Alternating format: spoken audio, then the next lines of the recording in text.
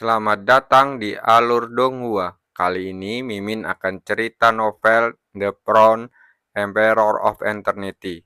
Sebelum mendengarkan, jangan lupa subscribe, like, komen, dan share ya, biar Mimin tambah semangat. Selamat mendengarkan. Melanjutkan episode sebelumnya, energi iblis melonjak dan ekspresi Cukwang menjadi lebih siap. Matanya yang merah darah telah berubah menjadi hitam pekat dan energi iblis di dalamnya melonjak, membuat orang tidak berani menatapnya. Di bawah pengaruh energi iblis, dunia beku di sekitarnya mulai mencair dan energi iblis luas di udara membawa serta kekuatan yang luar biasa. Aku benar-benar tidak menyangka. Setelah kau jatuh ke jurang iblis, kau bukan hanya tidak binasa, tetapi kau malah memperoleh seni bela diri permurnian tubuh yang kuat ini. Inaotian menatap Cukwangzeng, yang saat itu dikelilingi oleh energi iblis, dan berkata dengan ekspresi kagum. Kalau saja dia tahu bahwa seseorang bisa keluar hidup-hidup dari jurang dewa dan iblis in Netherworld, maka dia mungkin punya keberanian untuk masuk dan memperoleh kesempatan besar ini. Tapi sekarang mungkin sudah terlambat. Dia menatap Cukwangzeng, matanya berkilat penuh keserakahan. Orang ini tidak tahu kekuatan seni bela diri ini. Tetapi sebagai pendiri makam dewa dan iblis, mereka memiliki pemahaman tentang seni bela diri pelatihan fisik yang misterius ini. Menurut kitab-kitab kuno di istana, asal-usul seni bela diri ini sangat kuat dan tampaknya telah dipersiapkan untuk mengguncang dunia. Kalau kau ingin mengelola tubuh iblis, aku khawatir kau tidak punya kemampuan. Cukwangzeng bisa melihat apa yang dipikirkan Kian Aotian saat ini, dan dia langsung mencibir dengan tatapan dingin di matanya. Baginya, mengelola tubuh iblis adalah cara terkuatnya. Ia tidak akan menunjukkan belas kasihan kepada siapapun yang ingin menarik perhatiannya. Niat membunuh bergejolak di hatinya, dan energi iblis di sekitarnya langsung bergejolak hebat. Aura ganas langsung menyapu, mengguncang ruang di sekitarnya.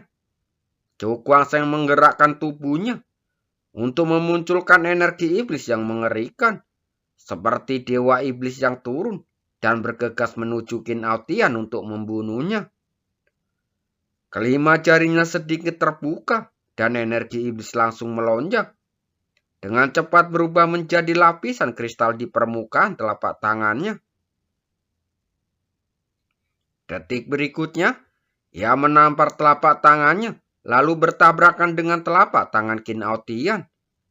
Ketika keduanya telapak tangan bersentuhan, keduanya gemetar dan mundur beberapa langkah, lalu saling bertabrakan lagi dengan ganas. Dengan bantuan patung iblis dan peningkatan transformasi ketiga seni Dewa Naga Darah, bahkan jika dia menghadapi Qin Aotian dengan kekuatan tempur penuhnya, Cukwangzeng dapat melawan secara setara. Untuk sesaat, suara-suara bentrokan keras terus menyebar, dan kekuatan dahsyat menghantam, merobek lapisan-lapisan awan hitam di langit. Semua orang samar-samar dapat melihat bahwa setiap kali keduanya bertabrakan, ruang akan langsung terdistorasi dan retakan akan langsung menyebar. Akibat pertempuran itu begitu mengerikan hingga merobek ruang. Meskipun retakan sangat kecil, itu cukup untuk mengejutkan semua orang. Karena cara untuk menghancurkan ruang angkasa hanya dapat dilakukan oleh praktisi ranah laut pahit sejati atau lebih tinggi. Tinggi di langit, dua sosok saling berbenturan dengan dahsyat. Setiap kali mereka mundur, mereka akan menghancurkan separuh gunung hingga berkeping-keping. Dan batu-batu yang menggelinding jatuh mengubur mereka. Namun di saat berikutnya, keduanya kembali melayang ke langit saling beradu dengan hebat. Qin Aotian meninju dengan cahaya biru es, Seluruh tinjunya menjadi sebening kristal dan pembuluh darah di dalamnya terlihat jelas. Saat pukulan itu mendarat, tubuh Cukuangseng terpental mundur, menempuh jarak 10.000 kaki dan menghantam puncak gunung yang tingginya 10.000 kaki. Di puncak gunung itu patah, batu-batu berguling ke bawah, menciptakan lubang yang dalam di tanah. Sosok Cukuangseng langsung tertancap di gunung, dan retakan besar terus merobeknya. Sesaat kemudian, sebuah tangan berlumuran darah terjulur dari cengkungan gunung, mencekram tepi cekungan itu dan perlahan mengangkat tubuhnya. Cukuangseng meninggalkan gunung dan kembali ke udara. Saat itu, seluruh tubuhnya berlumuran darah. Bahkan tulang-tulangnya pun terlihat, sungguh pemandangan yang mengerikan. Jelas saja dia berada pada posisi yang tidak menguntungkan pada pertarungan sebelumnya. Kekuatan Qin Aotian benar-benar mengerikan. Dia menutup mulutnya setelah berbatuk beberapa kali, dan energi iblis mulai mengalir di sekelilingnya, dan dengan cepat memperbaiki luka-luka di tubuhnya.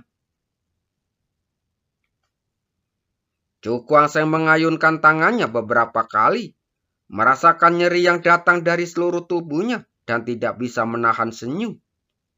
Pertempuran berdarah ini sungguh mengasihkan. Entah sudah berapa lama dia tidak merasakan hembusan nafas dingin kematian dari orang yang masih hidup. Perasaan itu sungguh mendebarkan. Lanjutkan. Tubuh Cukuangseng tiba-tiba melambung ke langit, lalu mendarat di hadapan Qin Aotian. Segel di tangannya kembali berubah, dan energi iblis yang mengerikan terus melonjak. Langsung berubah menjadi air terjun energi iblis, setinggi 1.000 kaki di belakangnya. Di dalam air terjun, energi iblis terus melonjak, dan tampak ada dua benda mirip naga yang bergerak-gerak di dalamnya. Itu adalah pola-pola iblis. Wajah Cukuangseng menjadi tegas. Ia melambaikan tangannya, dan air terjun energi iblis mengalir deras, jatuh ke arah Qin Aotian di hadapannya. Arusnya sangat dingin. Qin Aotian menggertakkan tangan dengan cepat, dan aliran biru es menderu, seperti sungai dingin yang mengelilinginya. Detik berikutnya, air terjun energi iblis terus turun menghantam sungai yang dingin. Sebuah kekuatan dahsyat meletus, dan energi iblis serta arus dingin berbenturan hebat, menyebabkan ruang di sekitarnya terdistorasi. Orang-orang di bawah menatap langit dengan ekspresi ketakutan. Pertarungan antara dua orang ini begitu mengerikan. Bahkan jika seorang praktisi Rana Ying yang tingkat 9 terlibat dalam pertarungan, hasilnya tidak akan baik. Dari arah istana dewa dan iblis, wajah Qin Hun tampak muram. Kenapa anak ini seperti kecoa? Dia susah sekali untuk dibunuh. Guyan Ke dan Guyan Feng yang berdiri di sana saling berpandangan dengan serius. Ekspresi mereka terlihat tidak baik. Awalnya mereka mengira asalkan ketua istana bertindak, sekalipun anak itu bisa melawan sedikit, pertarungan tidak akan begitu sengit, hingga mustahil untuk menentukan pemenangnya. Wajah Qin Aotian sangat muram. Sebagai kepala istana dewa dan iblis, dia bahkan tidak bisa menghadapi seorang junior.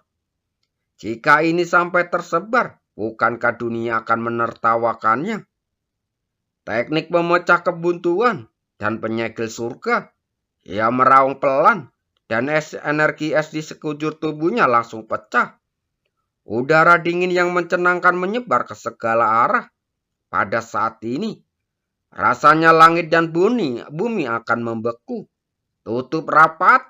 Wajah Qin Aotian sangat muram. Dia menunjuk jarinya dan menjatuhkannya dengan berat ke depan. Dimanapun jari mendarat, ruang angkasa hancur berkeping-keping, dan hawa dingin yang mengerikan mengamuk. Setelah itu, cairan biru es menyembur keluar. Pupil mata orang-orang yang tak terhitung jumlahnya langsung mengecil. Mereka menatap cairan biru es itu, di mana mereka dapat melihat karakter-karakter es kuno yang mengambang di dalamnya. Dan rasa dingin yang tak terlukiskan menyelimuti mereka. Qin Aotian ini akan menjadi serius. Saat ini, udara dingin bergejolak, dan cairan biru es itu sedikit mengeliat. Ruang di sana tampak membeku. Banyak orang menatap semua ini dengan ngeri. Qin Aotian benar-benar menggunakan trik ini. Tahukah kamu, di antara seni bela diri terkuat Istana Dewa dan Iblis, jurus pemecah es dan penyegel langit ini sudah masuk peringkat teratas. Dan merupakan seni bela diri teratas dalam arti sebenarnya. Menurut informasi sebelumnya, seni pemecah langit dan penyegel langit ini setidaknya merupakan seni bela diri Huan Huang 7 bintang. Dan kekuatannya cukup untuk memindahkan gunung. Mata Qin Aotian berkilat dingin, dan dia menunjuk perlahan dengan satu jari. Cairan biru es itu tampak bergetar sesaat, lalu lenyap tanpa meninggalkan jejak aura sedikit pun. Pupil mata Chu Guangsheng tiba-tiba mengecil, dan rasa bahaya yang tak terlukiskan menyerbu hatinya. Ia seperti melihat garis hitam setipis garis rambut muncul di tempat cairan biru es itu. Itu adalah retakan spasial. Jelas, cairan biru es itu telah berintegrasi ke dalam ruang dengan cepat mendekatinya. Energi iblis langsung melonjak di sekitar Chu Guangsheng. Ia meraung pelan, lalu mengancungkan jarinya juga. Energi iblis terus melonjak, lalu berkumpul dengan liar di jari-jarinya. Dalam sekejap mata, sepotong tulang tangan sebening kristal giok muncul.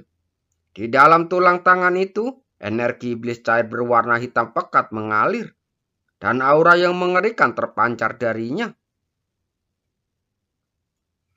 Jari iblis, dia memejamkan matanya sedikit, dan setelah beberapa saat, dia tampak merasakan sesuatu dan mengubah arah jarinya, menuju ke suatu tempat di angkasa. Saat jari-jarinya jatuh, tulang iblis dan jari-jarinya menyatu dengan sempurna untuk menekan ke bawah dengan kuat. Ruang pun bergetar, menciptakan riak di sekitar terlihat. Tiba-tiba, retakan-retakan kecil muncul di tempat jari yang mendarat. Lalu, cairan biru es itu bersiul keluar, lalu menghantam jari iblisnya. Saat cairan biru es itu melesat maju, dengan semburan energi dingin yang dahsyat mencoba membekukan jari iblis. Namun, menghadapi luapan energi iblis yang tak ada henti-hentinya, energi dingin yang masuk terhalang dari luar dan tidak mampu mengancamnya. Wajah Chu Guangsheng terlihat tegas. Dia menurunkan jarinya perlahan, seolah menyentuh cairan biasa. Dan cairan itu perlahan meleleh ke dalamnya. Saat jari-jari meleleh ke dalam cairan biru es, udara dingin yang mengerikan menyerbu dan terus-menerus mengembun menjadi serpian es di permukaan jari-jarinya. Namun, Chu Guangsheng tidak menghiraukannya. Dengan raut wajah yang garang dan mengarahkan jari iblisnya ke depan. Meskipun kecepatan penetrasinya lambat, ia memberi orang-orang momentum yang tak terhentikan. Perlahan-lahan, energi iblis mulai menguasainya.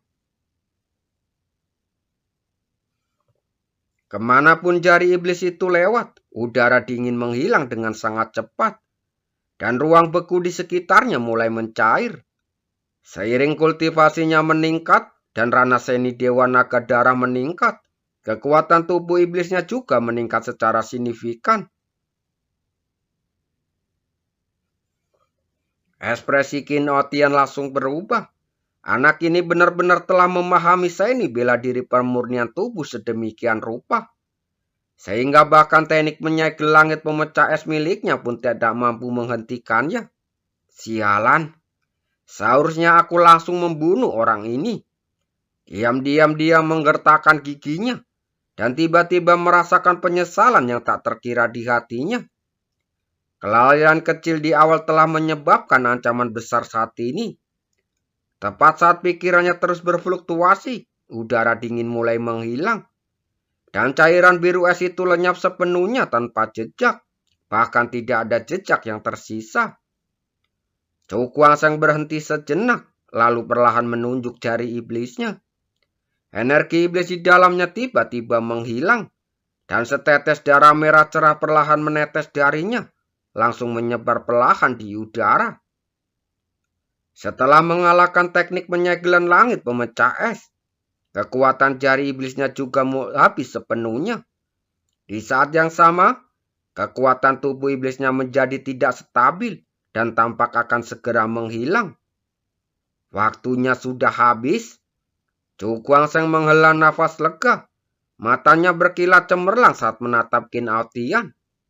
Di mata orang lain, Qin Aotian tampak dirugikan.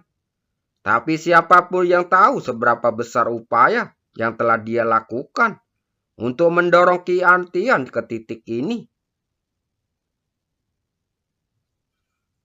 Tetapi Qin Aotian masih sangat kuat, hanya saja terlihat sedikit terluka di permukaan. Orang-orang ini benar-benar merepotkan.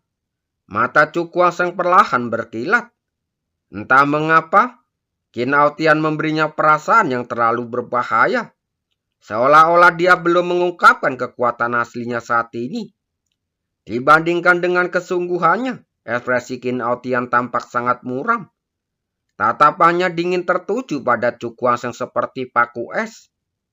Anak ini benar-benar membuatnya kehilangan muka di depan seluruh dunia. Dan semua ini harus dibayar dengan darah. Memikirkan hal ini, Qin Aotian menarik nafas dalam-dalam. Wajahnya berubah sangat suram. Dan niat membunuh di sekelilingnya tampak mengembun, membuat orang-orang merinding saat melihatnya. Aku heran kamu bisa bertahan selama ini. Tapi, apakah kau benar-benar berpikir bahwa setelah sekian lama mengasingkan diri, kepala istana ini hanya memiliki kekuatan sebatas ini? Suara acuh tak acuh terdengar, seperti es yang tidak mencair selama ribuan tahun, memancarkan hawa dingin yang menakutkan. Tatapan matanya tiba-tiba berubah dan raut wajah mereka tampak terkejut. Apa maksud Qin Aotian dengan ini? Pupil mata Cukuangseng sedikit mengecil. Ia menatap Qin Aotian dengan mata berkilat, seolah sedang memikirkan sesuatu. Apakah orang ini benar-benar telah mencapai titik itu? Ketika dia memikirkan adegan ketika Qin Aotian menerobos ruang, dia merasa merinding dan bulu kuduknya berdiri. Pada saat ini, ia merasakan bahaya yang belum pernah terjadi sebelumnya.